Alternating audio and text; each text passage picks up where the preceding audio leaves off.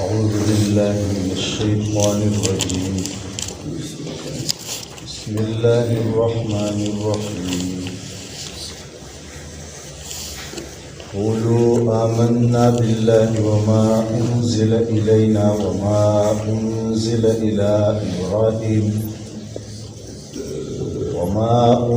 إلى إبراهيم وإسماعيل وإسحاق ويعقوب والأسباط وما أوتي موسى وعيسى وما أوتي النبيون من ربهم لا نفرق بين أحد منهم ونحن له مسلمون فإن آمنوا بمثل ما آمنتم به فقد اهتدوا وإن تولوا فإنما هم في شقاق فسيكفيكهم الله وهو السميع العليم. صبغة الله ومن أحسن من الله صبغة ونحن له عابدون. قل أتحاجوننا في الله وهو ربنا وربكم ولنا أعمالنا ولكم أعمالكم ونحن له مخلصون. أم تقولون إن إبراهيم وإسماعيل وإسحاق ويعقوب والأسباط كانوا هودا أو نصارى قل أأنتم أعلم أم الله ومن أظلم ممن كتم شهادة عنده من الله وما الله بغافل عما تعملون.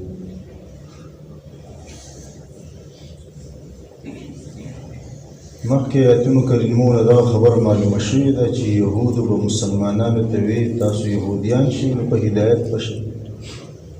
عیسایانو به مسلمانانو ته ویل تاسو عیسایان شئ نو په هدایت به شئ، مشرکانو به ویل تاسو زموږ په شانتي شئ نو په هدایت به شئ.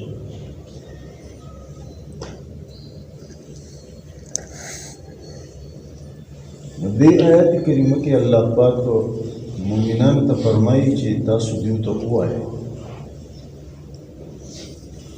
چې آمنا بالله، مونږ ایمان راوړی دی په الله باندې، وما انزل الینا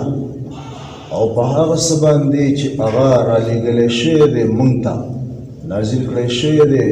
په مونږ باندې، یعنې قرآن کریم په دې ایمان راوړی. وما او په هغه څه باندې هم ایمان راوړی دی انزله چې رالیږلی شوي او نازل کړی شوي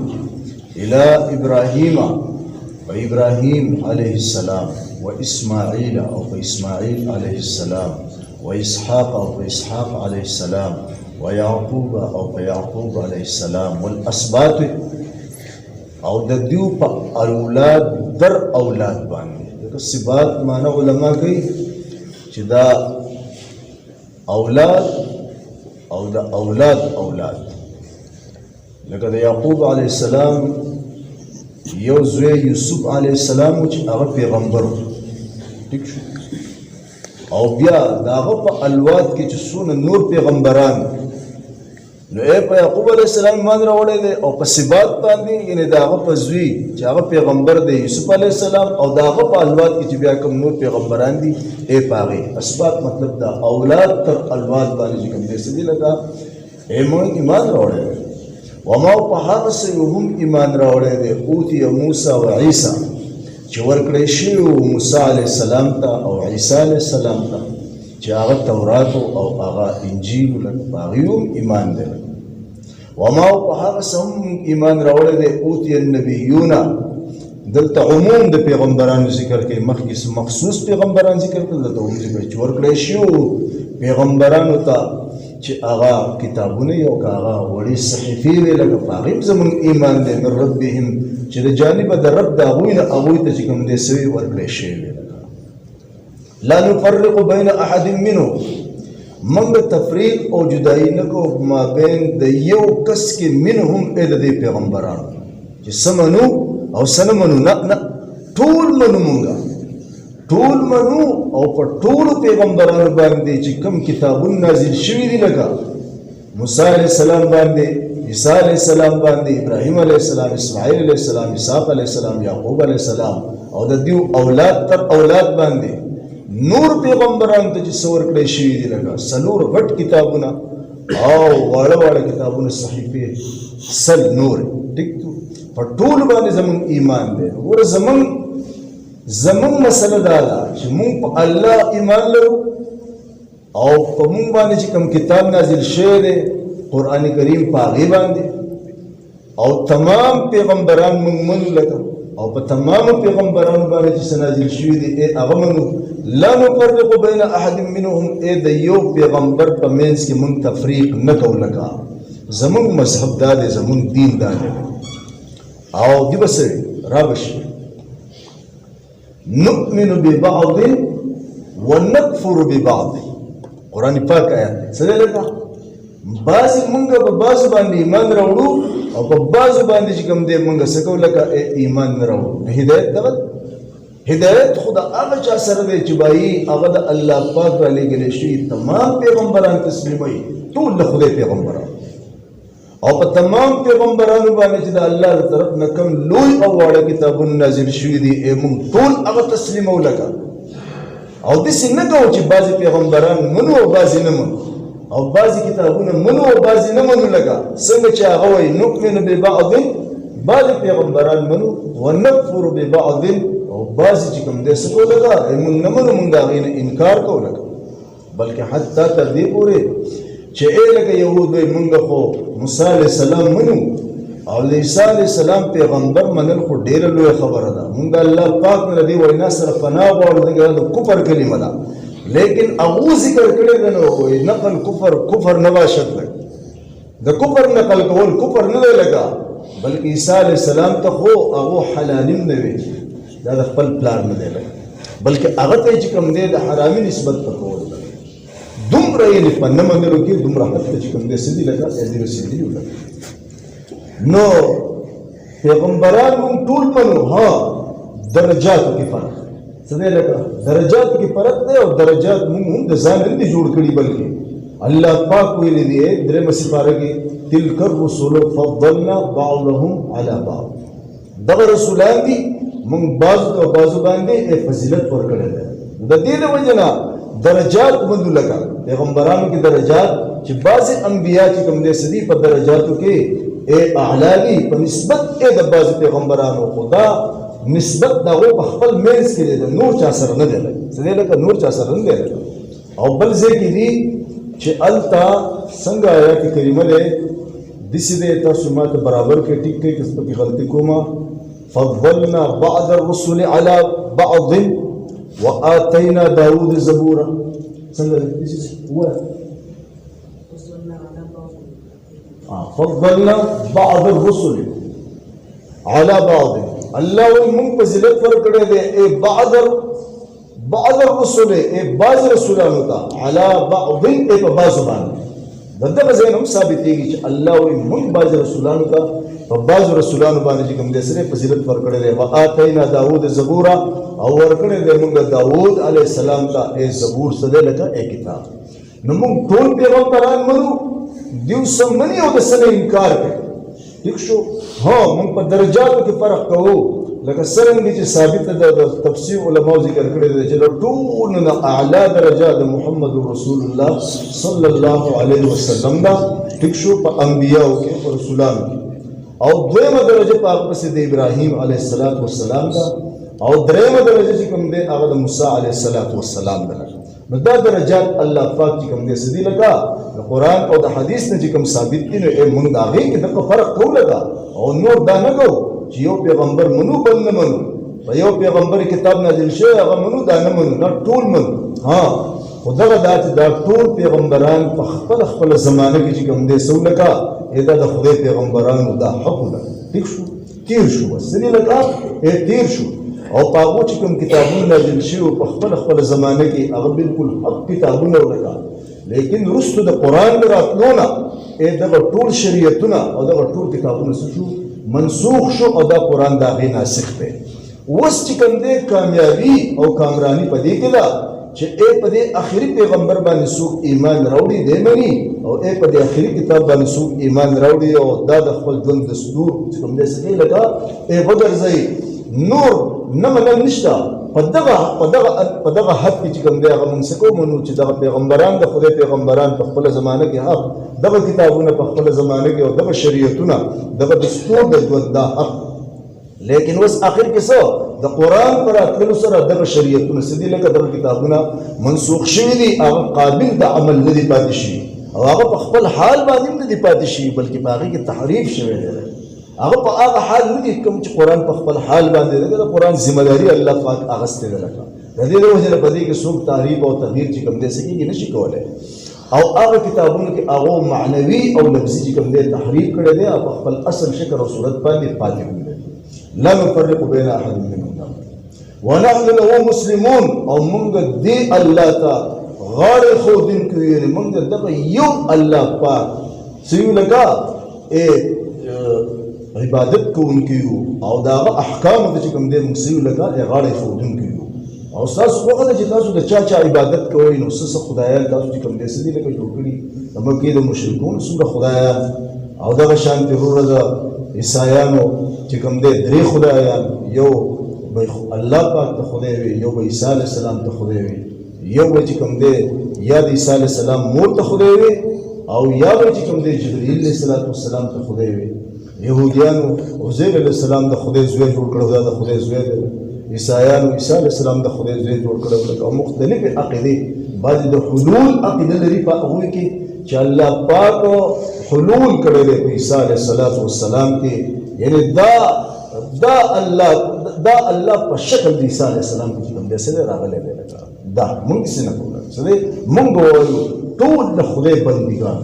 او د خدای پیغمبران څه لکه د خدای پیغمبران او د کوم کلمات چې د کوم پیغمبر په باره کې څنګه الله پاک فرمایلی دي اق او لکه عیسی علیه السلام ته روح الله ویلي دي کلمت الله ورته ویلي دي دا کلمه د الله ده دا روح د الله دی لکه دا بغیر د پلان نه چې کوم دی څه دی لکه پیدا شوی دی ته چې قرآن حدیث ذکر کړي دي موږ په هغه اندازې سره څه کوو هغه منو موږ تفریق نه کوو لکه موږ افراط او تفریق نه کوو لکه چې څوک په څومره مرتبه او درجه کې دی موږ په هغه درجه کې چې کوم دی څه کوو منو لکه داسې نه کوو چې یو پیغمبر له یا د خدای درجه ورکړو لکه د عیسایانو په شان دی لکه دا هم نه کوو لکه دا افراط دی دا حد نه سیوا کول او تفرید هم نه کوو لکه څنګه چې یهود وکړو چې عیسی علیه السلام فقط د خدای پیغمبر قدر تسلیم نه کو بلکې د غلط وینا نسبت د هغه مور ته چې کوم دی څه کوو لکه هغه وکړو نو الله پاک وایي نه هدایت په تاسو کې نه دی څنګه تاسو موږ ته وایي یهودیان چې په هدایت پر شئ نصارا چې په هدایت پر شئ مشرکان وایي چې تاسو زمونږ طرف ته راشئ زمونږ په طور طریقه شئ تاسو په هدایت شئ نه دا ورته ووایئ لکه هدایت والا موږ د یو داسې وکړئ لکه څنګه چې موږ کو په الله ایمان راوړئ او په آخري پیغمبر په قرآن او په تمامو پیغمبرانو باندې او په تمام پیغمبرانو سره نازل شوي په هغې باندې او تفریق مه کوئ مابین د هېڅ یو پیغمبر کې څه منئ څه نه منئ او د یو الله فرمان بردار شئ لکه دا هدایت دا دی موږ په هدایت باندې تاسو نه او بیا لاندینی آیات کې بالکل د صحابو ایمان الله پاک معیار ګرځولی د نورو خلکو دپاره لکه چې ایمان دغه ایمان د صحابو دی که نه لکه ځکه چې د قرآن اولني مخاطب خلک چې کوم دی څه دي لکه صحابه دي که نه لکه څه دي نو زما بندګانو چونکې اول مخاطب هغه دي او د هغو په واسطه باندې د قیامته پورې راتلونکي مسلمانان الله وایي داسې ورته ووایي فإن آمنوا تاسو خو مونږ ته دا وایه یهودیان چې په هدایت پشئ عیسایان چې په هدایت پشئ مشرکان چې په هدایت پشئ نه الله وایي د خپل ایمان تذکره ورته وکړئ لکه فإن آمنوا پس که چېرې ایمان راوړو دیو بمثل ما په مثل د هغه ایمان آمنتو به چې ایمان راوړی تاسو په هغې سره ده تاسو چې څنګه ایمان راوړی دی که نه لکه څنګه چې د مخکې آیات کې ذکر شو تمام پیغمبران تسلیمول په تمامو پیغمبرانو باندې کوم کتابونه نازل شوي تسلیمول هېڅ تفریق او جدایي مابین د انبیاو کې نه کول یو الله چې کوم دی بندګي او عبادت کول الله وی تاسو ته وایي که دیو ایمان راوړو په مثل د هغې چې تاسو په هغې باندې ایمان راوړی دی. صحابه دي څه دي؟ اولني مخاطب څه دي؟ صحابه دي. د صحابو ایمان معیار دی. که د چا ایمان د هغو په شانتې وي نو د الله په دربار کې به هغه ایمان قبول وي، او که د چا ایمان د هغو نه هټ کړي لکه بل شانتې وي نو هغه غیر مقبول د الله په دربار. فقد اهتدوا الله وایي پس یقینا دوی به په هدایت شي. د صحابو په شان ایمان راوړئ نو یقینا هغه ټول څه ولکه هغه د هدایت چراغان. نبي علیه السلام فرمایلي اصحابي کالنجوم اقتدیت بأیهم اقتدیتم اهتدیت. زما صحابه په منزله د ستورو دي لکه چا څوک چې په چا پسې لاړو لکه هغه د هدایت چراغان دي، او هغه د هدایت سرچشمې دي لکه هغه به هدایت مومي. او یو انسان ته د صحابي ایمان کې باندې ورته اعتراض دی، او د صحابي په کارکردګۍ ورته اعتراض دی، د ده ایمان بیا او د ده اعمال د څه درجې دي لکه هغه بالکل سره معتبر نه دي، لکه د هغې خو د سره اعتبار به نه کولی کېږي. ځکه چې معیار خو زموږ سره هغه دا بغیر د واسطې نه د نبي صلی الله علیه وسلم شاګردان دي. لکه د نبي صلی الله علیه وسلم نه عقیده هم زده کړې ده، عبادات کې هم زده کړې دي، او معاملات کې هم زده کړې دي، معاشرت کې هم زده کړې دي، اخلاقیات کې هم زده کړې دي، او حکومت او سیاست کې هم زده کړې دي. هر څه د پیغمبر نه چې هغه هادي دی څه دی لکه هادي دی لکه د هغه نه هر څه زده کړي دي. نو که ستا هر څه د هغه په شانتې وي خو ټیک ده، خو که تا ته په هغه اعتراض وي نو بیا موږ په تا پسې درځو، نه ته خو د سره د دې قابل نه یې چې ستا اتباع چې کوم دی څه کېږي لکه وکړی شي لکه. نو د خدای پیغمبر وایي زما صحابه دا په منزله د ستورو دي، چا چې په چا پسې اقتدا وکړه دا د هدایت چراغان دي، دوی به لاره مومي، دوی به رڼا چې کوم دی څه کوي مومي. نو الله په قرآن کې هم وایي چې که چېرته دې یهودو دې نصاراو او دې مشرکینو ایمان راوړو په مثل د هغې چې تاسو صحابو ایمان راوړی دی په هغې سره، فقد اهتدوا پس یقیني خبره ده چې دوی به څه کېږي لکه په هدایت پوهېږي. وان تولوا او که چېرته دوی روګرداني وکړه او ستاسو په طریقې په شان د ایمان نه مخ واړوو او په هغې ورته اعتراض و، نو د بل چا معیار هم نشته. ځکه قرآن کې الله پاک بل څوک نه ذکر کړي، هغوی ذکر کړي دي. نو فانما پس پخه خبره ده، مضبوطه خبره ده. هم فی شقاق، دغه خلک چې کوم دی په شقاق کې دي، یعنې دوی په ضد کې دي، دوی په مخالفت کې دي. درېیمه معنا علماو تفسیر کړی دوی په بدبختۍ کې دي. لکه څه دي لکه دا بدبخته خلک دي، لکه څه دي دا بدبخته خلک. فسيكفيكهم الله بس ان قریب کافی بشي اے الله پاک ستا د پاره د دیونه څه سره پاره د دیونه تسلی ده. څه لکه تسلی ده لکه د دیو خبرې قسم قسم د اذیتونو ویناګانې د اذیتونو د تکلیفونو او ډېر څه کړي هم دي لکه دې خلک څه دي لکه او سره دې ساده پورې هم قلار نه دي لکه څه دي لکه دې ساده پورې هم قلار نه دي. دا د وخت نه چې کوم دې څه دي د خدای پاک مخالفت، د خدای د پیغمبرانو مخالفت، د الله د حق دین چې کوم دې څه مخالفت، پیغمبران وجل دي، پیغمبران ته تکذیب کړی دی، د پیغمبرانو موریانو ته چې کوم دې څه دي لکه نسبت د بدکارۍ کړی دی، پیغمبرانو ته حرامیان ویلي دي. الله وایي ستا دپاره به چې کوم دی د دونه الله کافي شي لکه هو السمیع العلیم، هغه ډېر زیات اورېدونکی دی او ډېر زیات پوهه دی، هر څه اوري چې څوک څه وایي لکه څه دي لکه چا څه ویلي دي نو الله ډېر اورېدونکی دی، هغه اورېدلي دي لکه او علیم پوهه دی لکه ټیک شو د زړونو په رازونو باندې پوهه دی چې چا څه وینا کړې ده په څه نیت باندې کړې ده لکه په دې باندې هم علیم دی لکه نو د هغه نیت مطابق د هغه غلط نیت مطابق او د هغه غلط وینا مطابق الله پاک هغونه چې کوم دی څه کوي سزا ورکوي. نن آیت کریمه کې د دې ذکر دی چې د یهودو په کور کې به یو بچی پیدا شو یا د نصاراو په کور کې به یو بچی پیدا شو، د دوی ځان خپلې څه یو رنګداري اوبه وي څه وي لکه اوبه وي رنګداري، نو دوی ونه په هغې کې غوپه ورکوله ټیک شو، نو هغه په هغې کې رنګ شو، نو دی وایي دا په یهودیت کې رنګ شو لکه پوخ شو لکه بس پوخ یهودي او عیسایانو به وایي دی اوس په عیسایت کې رنګ شو لکه څه دی لکه زمونږ په رنګ کې رنګ شو لکه دی به اوس پوخ صحیح عیسایي لکه دا هغه په دې رنګ باندې الله پاک رد کوي څه دی لکه رد کوي او دا ورته وینا کوي چې اصل رنګ دا د الله رنګ دی څه دی لکه د الله رنګ دی.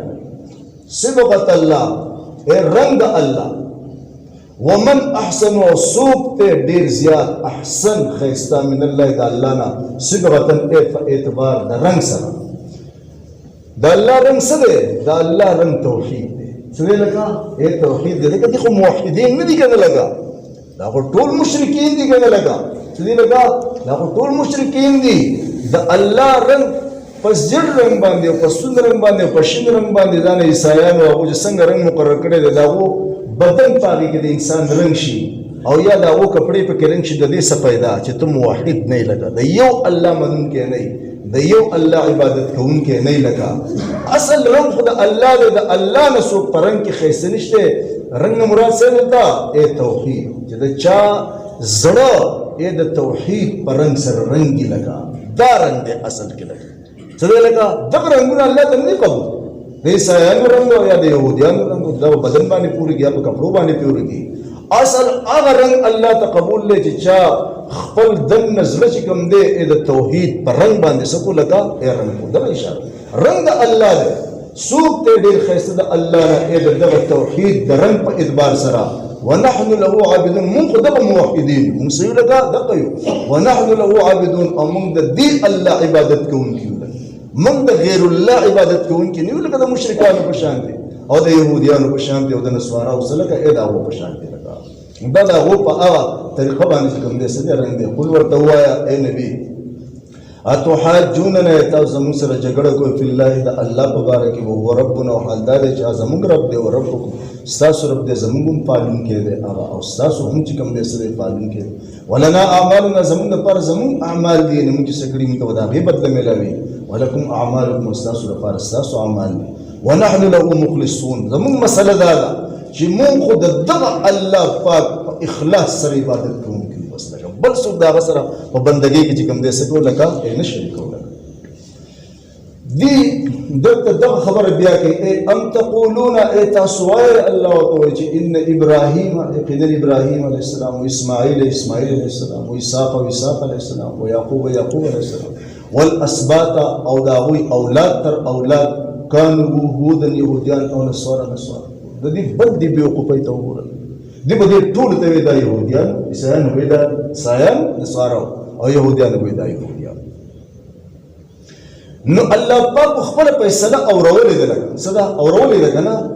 مخکې درېمې سپاره غالبا څومره ده الله پاک وایي ما كان ابراهيم يهوديا ولا نصرانيا ولكن كان حنيفا مسلما وما كان من المشركين. لا يتكلم لا الله خلق فيصله ورولي. نو ابراهيم عليه السلام نه يهودي ولا نصراني لكن كان حنيفا. اخو حنيفو تمام د باطل ادياننا یعنی سو لگا اے مائلو اغا حق دین طرف تا حنیف دیتا ہوئی لگی گی. تمام باطل ادیان میں چکم دے سی لگا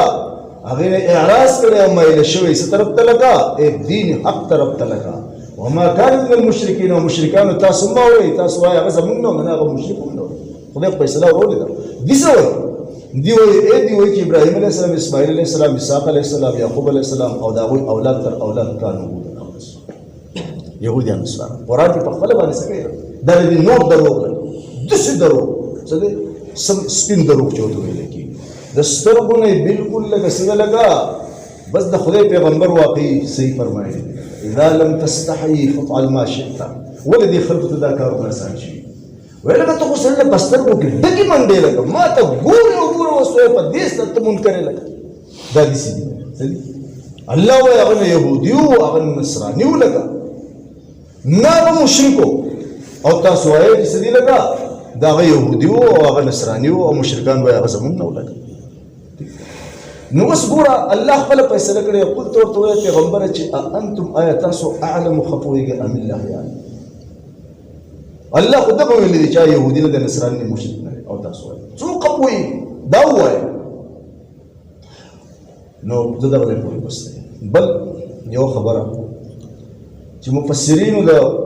تفسیر لیکلي د قرآن تفسیر لیکونکو چې هغه وایي عیسی موسی علیہ السلام د ابراهیم علیہ السلام نه ډېر دویم کال ته ویل کېږي اردو کې ډېر یو ډای دی یو ډېر دی که نه ډېر یو نیم دی ډای یو نیم دی نه ډېر دی ډېر تفسیر کې ډېر دی ډېر ډای یو نیم دی چې ابراهیم علیہ السلام موسی علیہ السلام د ابراهیم علیہ السلام نه یو نیم زر کاله وروسته پیدا شوی یعنی ابراهیم علیہ السلام د موسی علیہ السلام د دور نه یو نیم زر کاله مخکې تیر شوی دی سمجھ کې راغله دا یو او د عیسی علیہ السلام او د ابراهیم علیہ السلام په منځ کې تقریبا د 3.5 کالو فرق دی څه دی 3.5 کاله تاسو په دې باندې سوچ کې اوس ګوره دا تفسیر دی دوی هغه سولګه یعنی یو نیم زر کال وروسته چې کوم دی څه دی لکه موسی علیہ السلام زمانه ده او یهودیت خو دغه زمانه نه وروسته دی څه دی لکه او د عیسی علیہ السلام زمانه چې کوم دی د ابراهیم علیہ السلام نه 3.5 کال وروسته ده لکه ټیک شو نو ته دا اوس وګوره دا کوم منطق دی چې یو مذهب چې کوم دی یو نیم زر کال وروسته دی یا 3.5 کال وروسته دی او خلق دا غیر یو نیم زر کال او 3.5 کال مخکې تیر شوی دی او هغه دې مخکې راغلي او مخکې په دې مذهب باندې او مخکې ختم شوی دا اندازه دی ولا دومره دروغجن څه دي او دا ته په خپل پته بس ورته آیتونه باندې شریک دا ته سوا دا ته په خپل معلومه و چې هغه مشرک نه او هغه يهودي نه او هغه نصراني نه خو دا خبره پټوله دا لږ زم پرې خو د سبا بیا ختم کو په خپل وباسو شي چې دا دی پټوله نو من ازلم السوق ته ډېر لوی ظالم دی چې پته ورته یي چې به دا مشرک نه وي دی او پته ورته یي چې يهودي نه هغه دی وي دی او پته ورته یي چې نصراني نه دا تم پته او نو لوی ظالمان دي کنه د دې ظلم تذکرہ صدا دا روان نو دا نور قباحتونه د دې ذکر شو په آیت کریمه کې د ابراهیم علیه السلام دا انبیاء او واقعا او دا په وینا باندې راځي قولوا تاسو ورته وایي اے مومنانو چې آمنا بالله موږ ایمان راوړل په الله باندې وما او په کتاب باندې انزل الینا چې نازل کړی شوی دی موږ ته نه قرآن وما او په هغه کتابونو باندې انزل چې نازل کړی شوی دی الی ابراهیم علیه السلام باندې و اسماعیل او اسماعیل علیه السلام و اسحاق او اسحاق علیه السلام و یعقوب او یعقوب علیه السلام والاسباط او د دې په اولاد در اولاد باندې وما او په سبانه ایمان وروړي او چې جوړ کړی شو موسی علیه السلام ته او عیسی علیه السلام ته تورات انجیل وما امر صحیفه وما او په هغه کتابونو هم ایمان راوړل دي او چې نبیون جوړ کړی شو پیغمبرانو ته من ربهم داوود د رب طرفنا لا نفرق موږ تفریق او جدای نه کو بین احد منهم اے پما بین د یو پیغمبر کې د دونه چې سمن وسنمون استاد پشان ونحن موږ له دغه الله مسلمون اے فرمان بردار فإن آمنوا پس که چې دیو ایمان راوړو د يهودونو سوارو د مشرکینو بمثل ما اے مثل دا هغه ایمان باندې آمنتم به چې تاسو ایمان راوړل صحابو اے پاغي سرا فقد اهتدوا یقینا دیو په هدایت او په سملار بشي وان تولوا او کجور وګردانی وکړه مخ واړو د دینه فانما پس یقینا فخبر دا هم فی شقاق دیو مخالفت کې دیو په ضد کې دیو په بدبختی کې فسيكفيهم الله فسان قریب کا په بشستاد پارا اے د دیونا الله وهو السميع العليم او ډیر اوریدونکو ډیر په هغه صبغت الله رنگ الله ومن احسن سوق ته ډیر خیسته من الله د الله نه صبغتن اے په اعتبار د رنگ سره چې هغه رنگ توحید دی ونحن موږ له د الله عابدون اے بندگی کوونکی قل ورته وای اے نبی اتحاجون ته جګړه کوي د موږ سره فی الله د الله مبارک وهو ربنا وحال دار چې زموږ پالون کې دی او ربکم مستاسون پالون کې دی ولنا زموږ د پاره اعمال زموږ اعمال دي ولكم استاذ دپار اعمالكم استاذ اعمال ونحن من له د الله مخلصون خالص بندگی کوونکی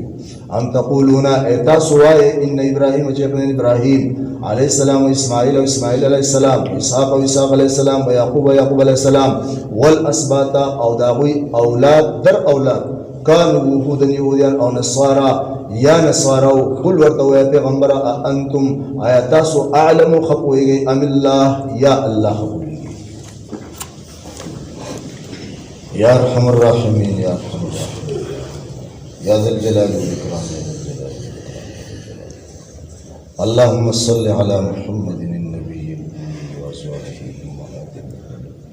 وذريته وأهل بيته كما صليت على إبراهيم إنك حميد مجيد. یا اللہ مجھے پدې قرآن کې پوهه نصیب خدای مجھے پدې عمل کولو توفیق نصیب خدای دې قرآن سره زمونږ دا محبت الله همیشه قائم او دائم وساتي. الله دا قرآن زمونږ دپاره د قیامت په ورځ باندې الله سفارش کوونکی جوړ کړي. الله زمونږ خلاف الله پاکه حجت جوړ مکړي. الله یا الله دې قرآن په برکت باندې زمونږ د دې حاضر ورونو څومره چې دلته ناست دي خدای زمونږ د کورونو کې د مور پلار د خویندو وروڼو خدای د اهل و عیال تمام رشته دارانو استادانو خدای شاګردانو خدای د نبي صلی الله علیه وسلم د پوره امت خدای پاکه صغیره کبیره پټ ښکار نه جوړ ګناهونه معاف کړي. خدای ته زموږ د دې کلام په برکت راضي شي. خدای مونږ ته د هر قسم روحاني بیمارونو او خدای د جسمانی بیمارونو شفای کامله نصیب کړي. خدای دې کلام په برکت باندې زموږ د دنیا د آخرت مشکلات ختم کړي او خدای زموږ حاجتونه ته پوره کړي. سبحان ربک رب العزة عما یصفون وسلام علی المرسلین.